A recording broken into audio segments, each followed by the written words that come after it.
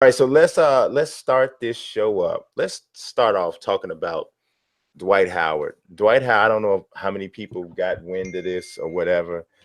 Thank you very much. My assistant just handed me a bag of almonds, M&Ms, so I appreciate them. They're great. Anyway, would you like, have anybody tried the almond M&Ms? Good Lord. This Nelson man does just peddling diabetes left and Nelson right. Nelson doesn't eat this because he has some sort of mental problem. But it's okay. I'm gonna eat his for him. But all right. So let's see. Let's do this here. Let's go into this the talk about Dwight Howard. Dwight Howard, I don't know how many people saw this or didn't see this, but Dwight Howard said that everything that Michael Jordan did, Kobe Bryant has done and better. And he did everything he did, and he's done it better. So I saw that earlier today, and I tweeted something out about it. But I don't know if you saw my tweet, Nelson. No, I haven't been on Twitter almost at all today. Well, that's a good thing for you. I think that means that you did the right thing, because usually Twitter is something that's very evil. So you try to I stay got in the away. habit of staying off when Avengers was about to come out. Like a spoiler You for know Avengers what? might have That's a good turned me into a practice. villain. That's a good practice right there, because there's a bunch of Thanoses out there. Uh-huh. There's a bunch of Thanoses out there, and they do bad things. So yeah, I don't talk to nobody. I want to. Well, we'll talk about that later. Let's talk about Dwight Howard. What is your thoughts about that? I pretty much just quoted him exactly. This is pretty much what he said. So tell me what you think. Well, I didn't watch the entire interview with Hmm. Gilbert Arenas, but the tone of the interview, Dwight overall seemed to lack self-awareness of who he is and where he is. And I almost felt like him saying that, I didn't want to hear that from him. Right? Like I don't even like not the way he was saying it, talking about what Kobe did, but the way he said it was different.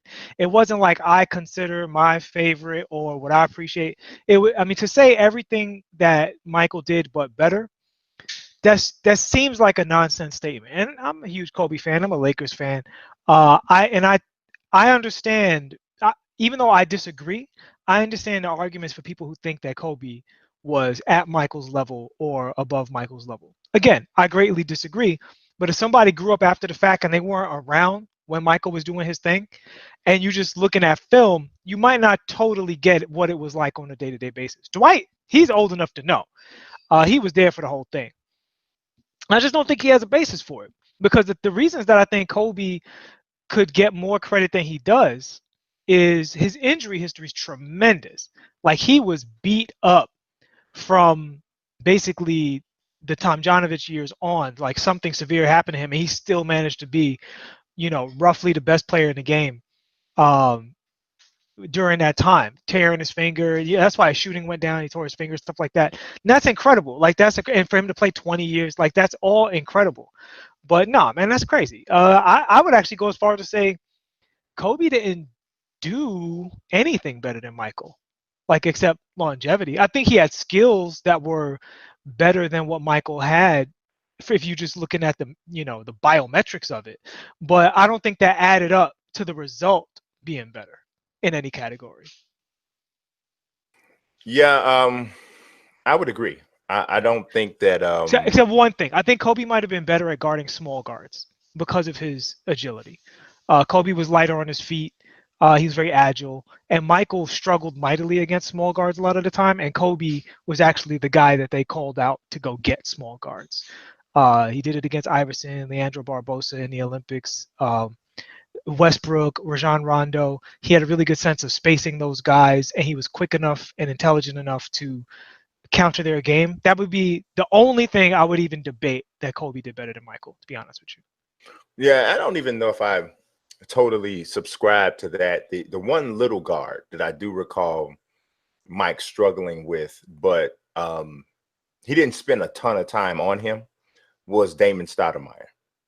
Damon Stoudemire essentially gave the Bulls I'm talking about the great Bulls teams, the 72-10 team. He gave the Bulls fits. The Bulls lost both games to the Raptors that year. And they had no answer for Damon Stoudemire. He was just, and really Ron Harper spent most of the time on him because Ron Harper started at point guard for that Bulls team. But I don't recall Mike getting a lot of small guard assignments. And I'm somebody, I watched just about every single game he played in the Bulls uniform.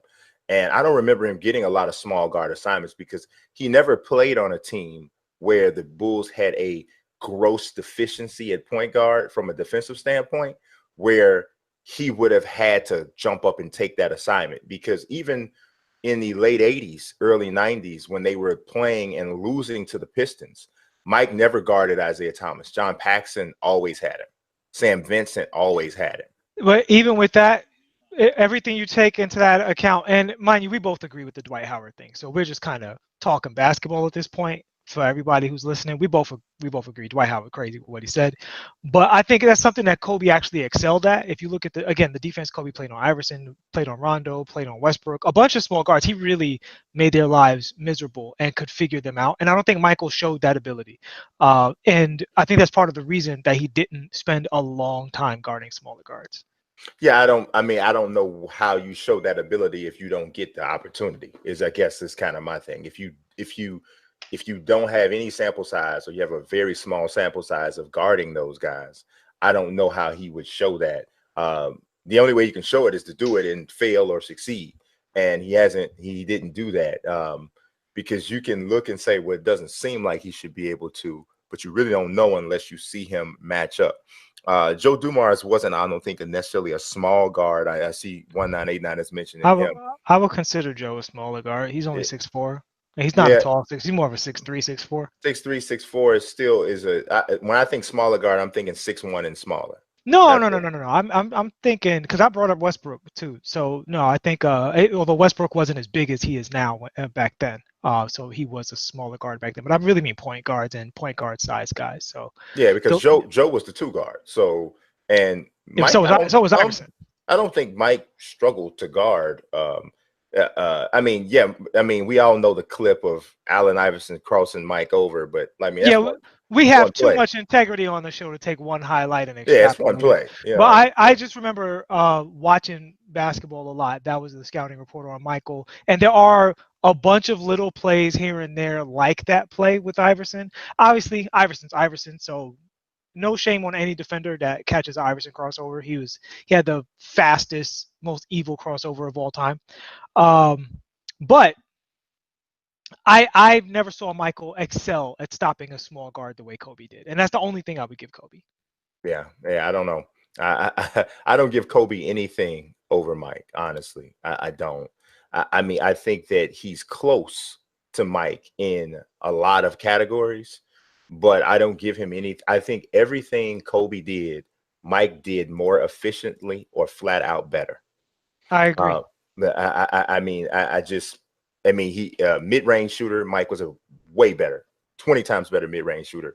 You give Kobe credit for being a better three-point shooter, but if you look at it, Kobe shot 32.7% from 3 in his career. Mike shot 32.5% from 3. That goes back to what I was saying about the injuries, though. Like when you look at Kobe. Yeah, but that doesn't mean anything to me. I mean, well, usually when you compare players, you're not talking. No, but Kobe literally tore his pinky off, and people were like, he was shooting with his left hand for like weeks. We're not. Point being, and also it's about volume. But the thing about Kobe that I think people don't give him enough credit for is that Michael Jordan trained the league to defend Michael Jordan. He didn't have to face the Doc Rivers, Boston Celtics style wall of defenders. You know what I mean?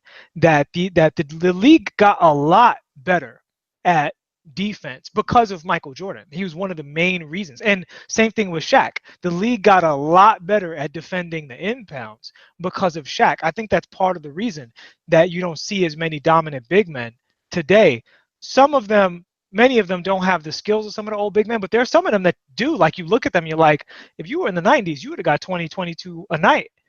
But the way they guard the inbound is so much stronger. And the same thing goes for perimeter play. In Kobe's period, up until everybody started getting shooters and the floor spread wide out. I think for both Michael and Kobe, it would be really interesting to see them in today's game, because I think both of them could average 35 easy, much more efficiently than their playing careers respectively.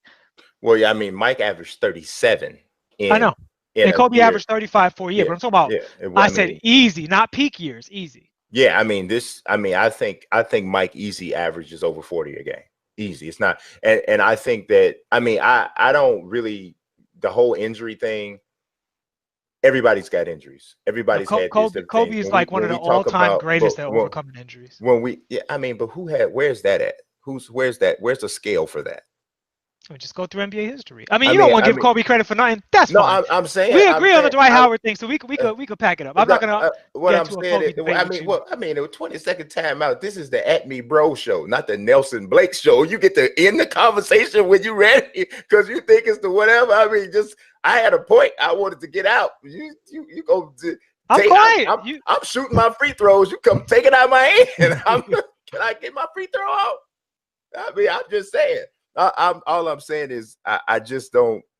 I don't see. I don't see anything. How I like to when I'm bringing up a point.